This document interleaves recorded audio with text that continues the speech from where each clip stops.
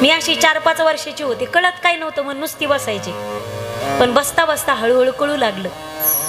सगळे लेकरं मांडपाच्या बाहेर जाऊन खेळायचे, पण केवळ मीच एकटी लहान अशी होते. लहानपणीपासून भागवताच्या मंडपात बसायची. हे लहानपणी केलेलं शवने माईबाप मोठ्या मोठ्यांचं ऐकलेलं आहे. पूर्वीच गर्भापासून ऐकलेले संस्कार आहेत आमच्यावरती. अशा घराण्यात माझा जन्म झाला, जिथं पैसा कमी होता. माईबाप पैसा कमी होता, पण घरी एखादा जर वारकरी आला तर घरच्यांनी त्याला तुपाशिवाय खाऊ घातलं नाही. वारकरीची सेवा ज्या घराण्यामध्ये होती, अशा वारकरीची सेवा करणाऱ्या घराण्यात माझा जन्म झाला. माझ्या घराण्यात कोणी कीर्तनकार नसताना माझ्या सगळ्या खानदानात, वडिलाकडे, आईकडे, माझ्या मामाच्या गावी, सगळीकडे फक्त मी एकच कीर्तनकार तयार झाली. ती फक्त माझ्या आजोबाच्या आणि वडिलाच्या हातून घडलेली वारकरीची सेवा. वडील सांगायचे आमचे लहानपणी, तेव्हा पंढरपूरला लोक कमी जायचे. 8 दिवस वडील पंढरपूर मध्ये होते आणि तेव्हा दह्या दुधानं वडिलांनी 8 दिवस पंढरीच्या पांडुरंगाचा अभिषेक केलेला आहे. 8 दिवस सलग.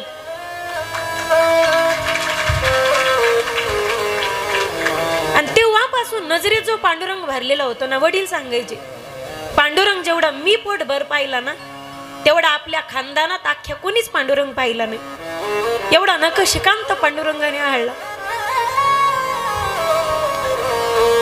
वडील गेल्यापासून 3 महिन्यामध्ये आम्ही 4 दिवसाला पंढरपूरला येतो. त्या भागात माझे कीर्तन जास्त असतात.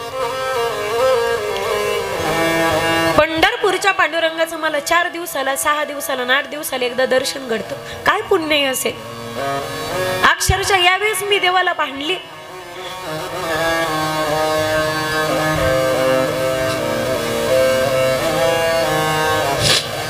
देवा, 6 दिवसाला मी तुझ्या जवळ येत रे, 4 दिवसाला तुझ्या पायाचं दर्शन घडतं. अरे एवढं प्रेम होतं तुझं माझ्यावर, एवढा जीव होता तुझा माझ्यावर. ज्याने जन्म दिला त्या पांडुरंगाला का माझ्यापासून हिरावून घेतलंस? आता पंढरपुरात गेले तर पंढरीचा पांडुरंग मला विटेवर दिसे, पण आता अशा किती पंढरीच्या वाऱ्या करू? ज्याने जन्म दिला तो पांडुरंग मला आता जगाच्या कोणत्या कानेकोपऱ्यात दिसतो? बापाचं जाणं काय असतं मायबाप? ज्याचं जळतं ना त्याला कळत. परदुःख शीतळ असतं. लोक रडतात, रडून मोकळे होतात आपल्या जवळ, पण ज्याचं दुःख त्याला माहिती असतं. लोकांना दाखवावं लागतं आपण फार आनंदी, आपण सुखात आहेत, पण आपल्या काळजात झालेल्या जखमांना हे ज्याच्या त्यालाच माहिती असतं. आणि दिवाळीच्या सणाला तर इतकं हुरहुर लागत होतं. ही दिवाळी ना, ह्या वर्षी दिवाळीचे दिवे सुद्धा पळत होते मला. सकाळपासून वडिलांची घाई गडबड असायची, उठा रे, आंघोळ करा. मागच्या वर्षी काय झालं, मुलीला फोन केला, आमची कथा चालू होती आणि वडील म्हणले, बाळा येतोस का रे? माझ्या मुलीला मुलासारखंच म्हणायचे, बाळा येतोस का दिवाळीला? आणि तेवढ्यामध्ये कुणीतरी आलं म्हणे, मामाच्या गावी नाही जायचं का? तेव्हा माझी मुलगी म्हणे, आम्हाला मामाच नाही. तर वडील अक्षरशः रडले होते, माझे रडले होते. मामा नाही म्हणजे मामा असला तरच आजूळ असतं का? आजारी असताना सुद्धा वडील एका जणाला मोटरसायकल घेतली, 100 किलोमीटर अंतर पार केलं आणि मुलीला मागच्या वर्षी दिवाळीला घेऊन गेले. वडिलांनी वाट पाहिली माझी, पण मला मागच्या दिवाळीला नाही जाता आलं. आणि यावर्षी वाट पाहायला राहिलीच नाही ती आमची. बापासारखी वाट जगात कोणीच पाहत नाही रे आपली. बापासारखी वाट जगात कोणीच नाही पाहत आपली. आपली वाट कधी लागते याची वाट बघणारं जग असतं. तुमची वाट कधी लागते याची वाट बघणारं जग असतं. पण वाया गेलेला पोरगा आणि वाया गेलेली पोरगी जिवंतपणीच नाही तर मेल्यानंतर सुद्धा योग्य वाटेवर कधी येते याची वाट पाहत राहते ना जगाच्या पाठीवर. ते फक्त आपले माईबाप असतात. जगात असे एकमेव 2 ज्योतिषी आहेत, तुमचा हात न पाहता भविष्य घडवतात. एक आपली आई आणि दुसरा आपला बाप. नवस न करता पावणारा देव जगाच्या पाठीवर आपला बाप असतो. तो जगातले सगळे गुन्हे जिथे माफ होतात ना असं एकमेव न्यायालय जगातलं, ते म्हणजे आपली आई. बापाला विसरणं सोपं असतं माईबाप? नाही रे माझ्या दादांनो. ज्याचं बोट धरून आपण चालायचं शिकलो, पहिला शब्द आपण आई बाबा म्हणतो, त्या बापाला विसरणं सोपं असतं? मला गेली याचा आता मनाला समजूत घालते मी. काय असताना पुस्तकातलं एखादं पान गाळावं, तशी आयुष्यात माणसं येतातही आणि जातातही. काय दुर्दैव वाटतं मला कधी कधी. काय आश्चर्य माईबाप.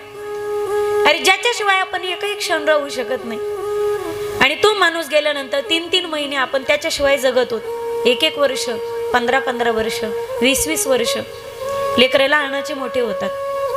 पुस्तकातून पान गाळावं.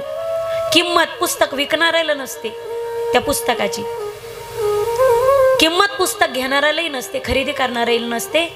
गळालेल्या पानाची किंमत फक्त वाचणाऱ्याला असते. का? एका पानावरती सगळं पुस्तक ठरलेलं असतं. सगळं पुस्तक ठरलेलं एका पानावरती. मग त्या गळालेल्या पानाची किंमत, गेलेल्या माणसाची किंमत फक्त कुटुंबाला असते. मायबाप लोकांना काय घेणं देणं असतं?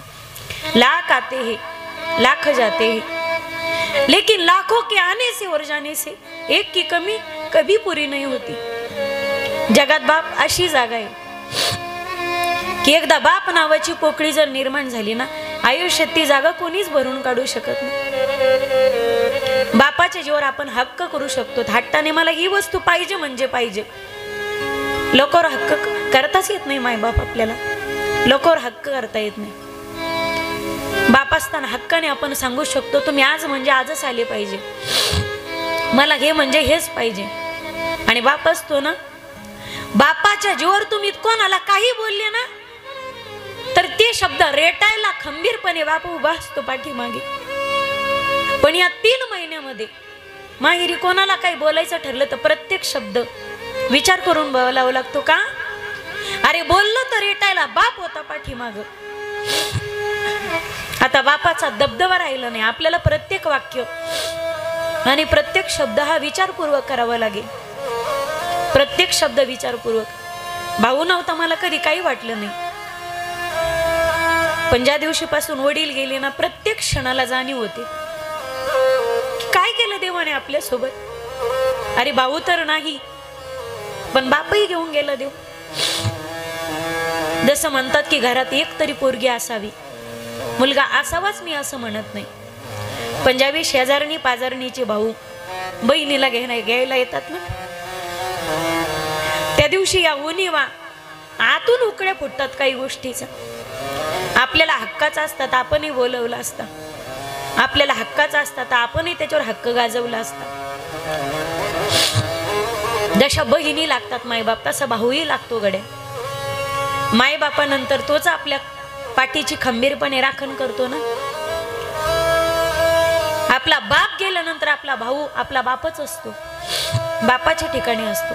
आणि आई जर गेली, जर आपली बहीण हक्काचा पदर पुढं करते भावाचे डोळे पुसण्यासाठी, म्हणून एकमेकाला बहिणी लागतात पा आणि भाऊही लागतात. हक्काचं नातं काही वेगळंच असतं, रक्ताचं नातं काही वेगळंच असतं. बाप असेपर्यंत तुम्ही जर कष्ट केले तर त्या कष्टाचं एवढं कौतुक असतं. जगापेक्षा ज्याला कौतुक आहे त्याला बाप म्हणतात. वडील गेल्यानंतर 2 महिन्यांनीच माझ्या बहिणीचं सिलेक्शन झालं.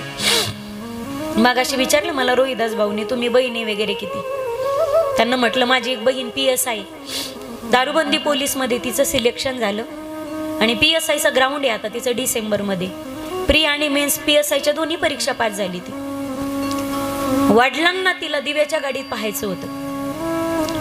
वडील गेल्यानंतर मी 8व्या दिवशी कीर्तनाला उभे राहिले.